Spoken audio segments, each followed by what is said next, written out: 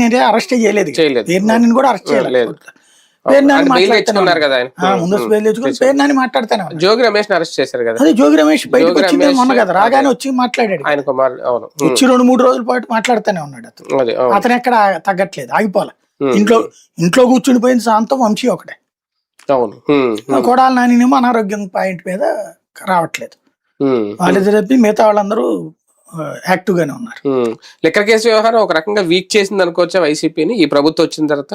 Liquor case అయితే అసలు ఏమాత్రం లడ్డు విషయంలో ఇప్పటికే వాళ్ళకి కన్ఫ్యూజన్ ఉంది, డిఫెన్స్ లో ఉన్నారు వాళ్ళు అంతా.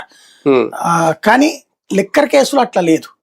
లిక్కర్ కేసుని అయితే కార్యకర్త నమ్మడు, తటస్థుడు నమ్మడు. ఓన్లీ టీడీపీ వాడు నమ్ముతాడు, జనసేన వాడు నమ్ముతాడు.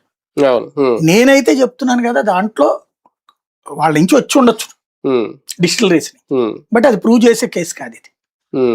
రెండవది, ఇప్పుడు కరప్షన్ తో పోలిస్తే అసలు అది కరప్షనే కాదు.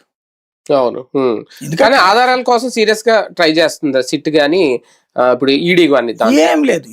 ఈడీ ట్రై చేస్తుంది, నో డౌట్.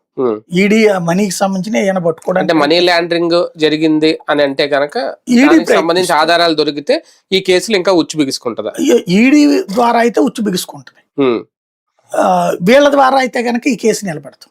సిట్ ద్వారా అయితే గీతే ఈడీ ద్వారానే అవ్వాలి. కాకపోతే ఈడీ ద్వారా అయ్యేటప్పుడు ఆ కన్సర్న్